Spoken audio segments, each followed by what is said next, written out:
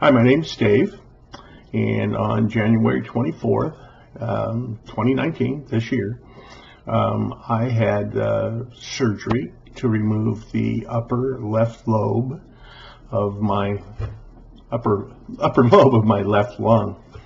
And I've created this video because I want you to know what you're in for, because when I was diagnosed with lung cancer, which thankfully was isolated, there was concern there because I'd had prostate cancer last year, and we were worried that hey, maybe this traveled. It's part of it, but it was isolated, thank God. And the removal of my upper left lobe cured me of cancer. There's no chemo, no radiation, nothing afterwards. But I wanted you to, anyone out there who's researching YouTube, to find out, hey, what's it like, man? What's really going to happen to me? Well, there's several ways to remove a lung. Sometimes they segment it.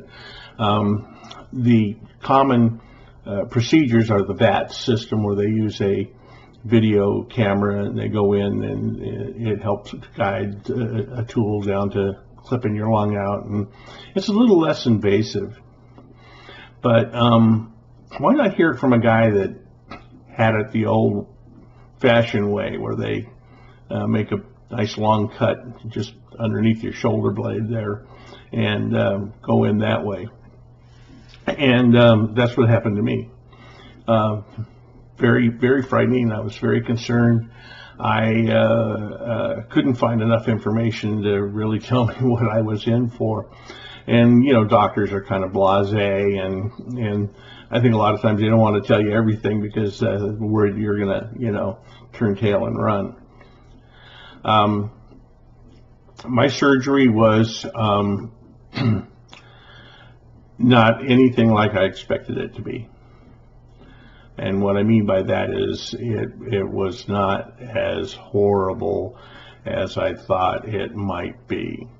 My biggest concern was being knocked out and then being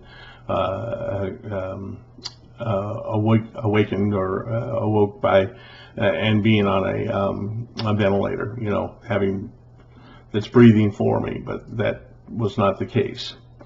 They rolled me into surgery. I took a few puffs of gas through the oxygen mask there, and I was out like a light.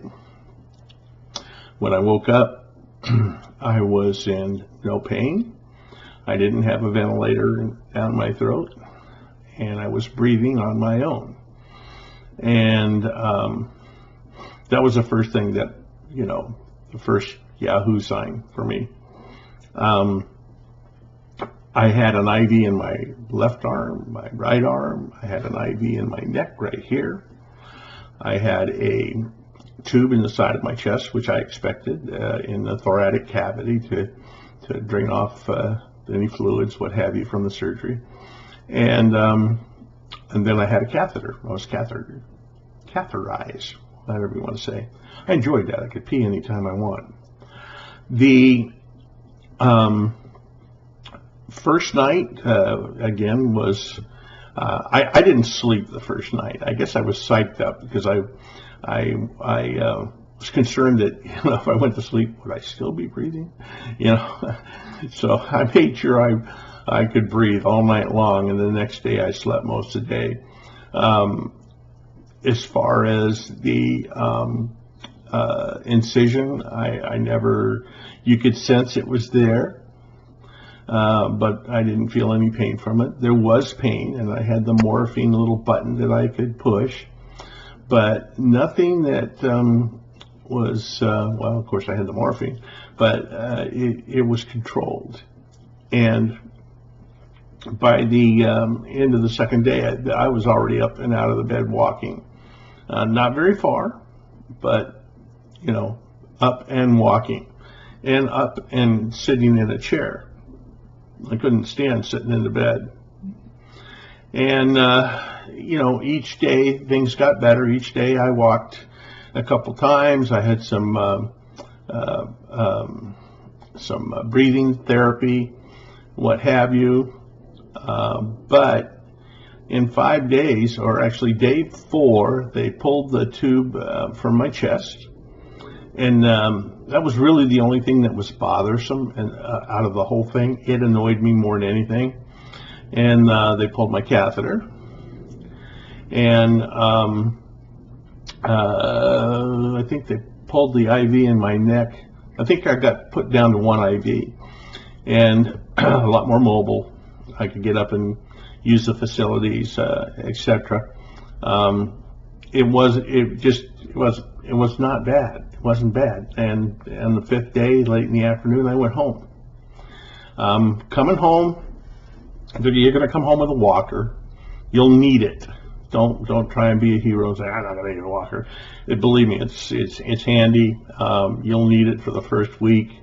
I think that's about all I use mine. Maybe a week and a half, and I've tossed it. I don't use it. I'm 6 weeks out right now, and if you were to ask me, only because I'm thinking of it, I can sense the incision, which is nothing. I mean, there's no pain. You're just sensing that it's there. You're going to have some discomfort standing for long periods of time because, after all, they cut those muscles. And but again, it's nothing that's going to, cause you any great pain, whatever.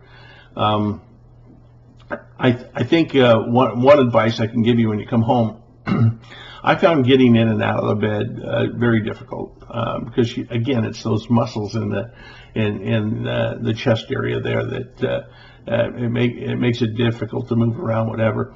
And I simply brought a bed sheet downstairs and put it on my recliner and turned it into my bed, and I slept and still do occasionally sleep in that recliner.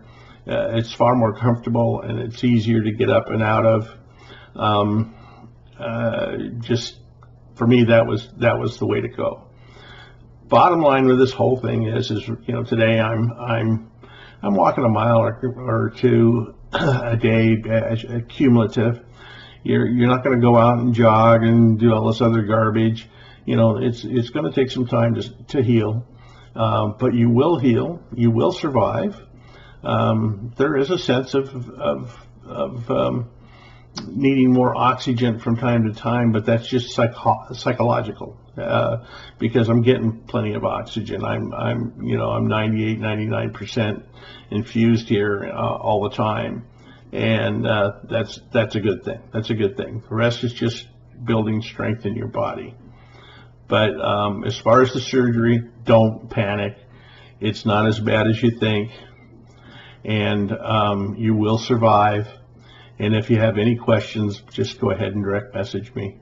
And I hope this was informative for you, and especially for you who are going to have the surgery in the coming days or weeks, whatever. This is a true story from a person that, survived it and was probably as scared as you are right now until I found out the real deal. So. Again, contact me if you have any questions, and this has been my medical update, Dave's medical update. You all have a great day.